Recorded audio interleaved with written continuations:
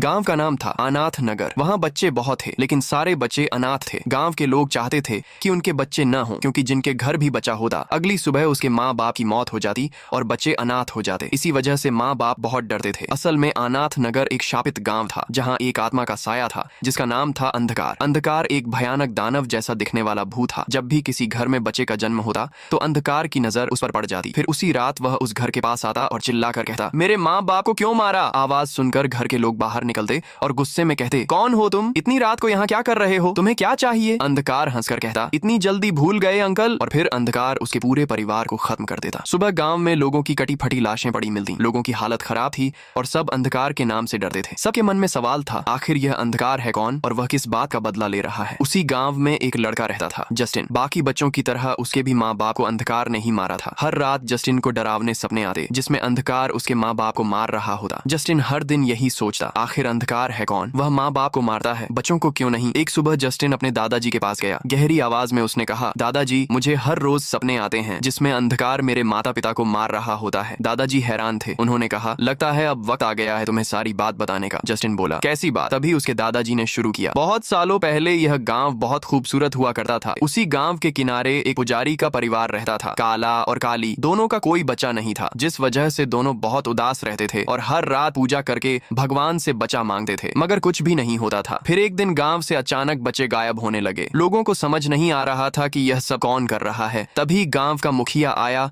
और उसने लोगों को बताया कि पुजारी बच्चा पाने के लिए गांव के बच्चों की बलि दे रहा है। फिर क्या था, गांव वाले यह सुनकर भड़क गए और पुजारी के घर पहुंच गए। अंदर पुजारी खुश था क्योंकि इतने सालों बाद उसका एक बेटा हुआ था। उनका परिवार खुशियां मना ही रहा था कि तभी लोगों ने पुजारी के घर को आग लगा दी, जिसमें पुजारी जलकर मर गया। लेकिन लोगों को नहीं पता था कि बच्चों को पुजारी गायब नहीं करता था, गांव का मुखिया करता था। लेकिन जब तक सबको समझ आया, वह घर छोड़कर भाग चुका था। जस्टिन पूरी कहानी समझ चुका था। अच्छा तो यह बात है। वह सीधा गांव गया और लोगों को सारी बात बता दी। लोगों को अपनी गलतियों का एहसास हुआ। उस शाम सभी लोग गांव के बीच एक पूजा के लिए जमा हुए। पूजा चलती गई और अंधकार की आत्मा वहां प्रकट हुई। गांव के सभी लोगों ने उससे माफी मांगी। अंधकार ने सबको माफ कर दिया, मगर गांव वालों से उसे पता चला कि मुखिया ने सबको भड़काया था। ये सुनकर अंधकार गुस्से से लाल हो गया और चिल्लाकर बोला, मुखिया जी, अब आप गए। उस रात अंधेरे में अंधकार गांव में आया। उसके आते ही आसमान खून सा लाल हो गया। घर में बैठे अनाथ बच्चे रोने लगे। उस वक्त मुखिया जी घर में सो रहा था। तभी उसने घर के बाहर एक आदमी को देखा। मुखिया जी बाहर निकले, लेकिन वह आदमी वहां नहीं था। अचानक उनके पीछे से आवाज आई, तुमने मेरा साथ अच्छा नहीं किया। मुखिया जी जैसे ही वह पीछे मुड़े, अंधकार उनके सामने खड़ा था। मुखिया जी जोर जोर से रोने लगे, लेकिन अंधकार आगे बढ़ा, अपना हथियार निकाला और उस रात मुखिया जी का किस्सा खत्म कर दिया।